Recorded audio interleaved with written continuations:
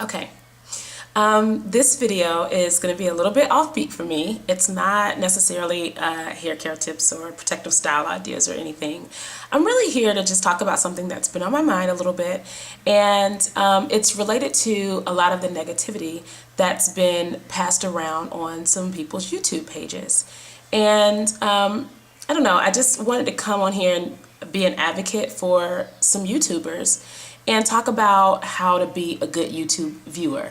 And I know that sounds a little strange, like be a good YouTube viewer. What does that even mean? But I don't know. I feel like there's been a lot of negativity on a couple of YouTube pages, and I just feel like that this space is just too big for us to be having so much infighting.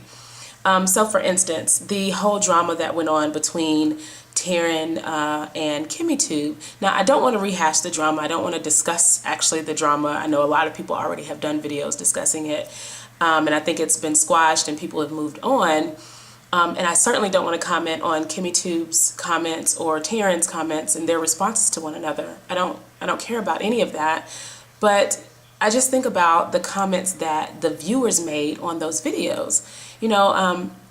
If I recall correctly, Taryn made some general comments about how some YouTubers do some things that, can come across as annoying to some YouTube viewers, or so, trying to give some tips on how to, better manage your YouTube channel.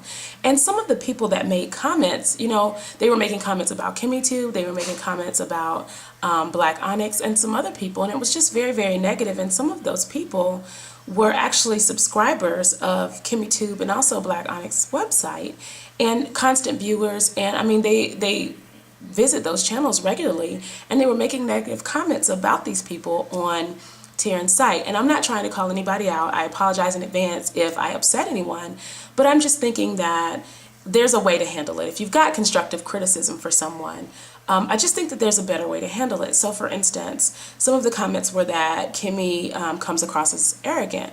Well, for someone who watches her videos regularly, I think that it'd probably be better received if that person had reached out to her directly and said, hey, Kimmy, I really like your videos, but I wanted to make sure that you knew that sometimes you seem to come across as impersonal. I don't know if that's something that you'd like to work on in the future, but I just wanted to let you know that this is something I noticed. And you see how that's more a constructive criticism than it's being negative.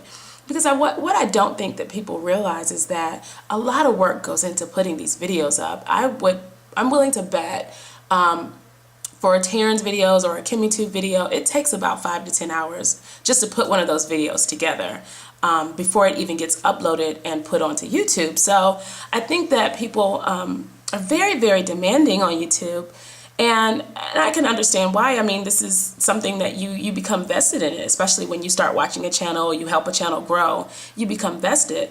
But I think that there's not as much appreciation for how much work goes into those videos. And what prompted this video actually was a friend of mine, Pretty Dimples, posted a video. It was a narration video, and some people, she experienced some backlash. Some people commented very strongly about the fact that they felt that she was doing something different. She was trying to be different. They didn't like the way she talked. She was trying to be, like somebody else, and things like that. And it's just, she's such a nice girl, and for people to come at her with that kind of negativity is a little disheartening to me. I think that it's fair to say if you enjoy a person's channel and you enjoy certain aspects of it and that changes, you have the right to voice that opinion. I just don't think that it should be done so in a negative manner because, number one, it doesn't benefit anybody. It doesn't benefit you. It doesn't benefit the other viewers and commenters, and it definitely doesn't benefit the YouTuber. It really just kind of puts them in a negative stance because, of course, the thinking is that a lot of people do this because they want to share their ideas, they want to share their inspiration, they want to share what they've learned and their knowledge. They want to share that with you. And I know for me, as a YouTube viewer, I've benefited quite a bit from watching these videos. And this is free content. This is information that I'm getting for free. So for me to be unrealistically demanding and negative on someone's YouTube page is just, it's not ideal. Now, I think it would be great if that person had emailed Pretty Dimples and said, hey, I really like it better when you are doing your other videos just because you seem more personable. how hard is that? I mean, I don't understand why we have to be so negative on each other's pages. And I probably take issue with it because, you know, most of us are really just trying to embrace our natural beauty. I mean, we are in a world where, for the most part, we've been told that it's not attractive to be natural. So a lot of us are just trying to deal with that. I mean, I think that we get enough negativity in society and from friends and family members and coworkers and just people in general who don't understand why we would want to wear our hair natural, or people who don't like it this way. So for us to circulate this type of negativity on each other's YouTube pages, I just think it's unnecessary, and it doesn't promote what we're trying to do.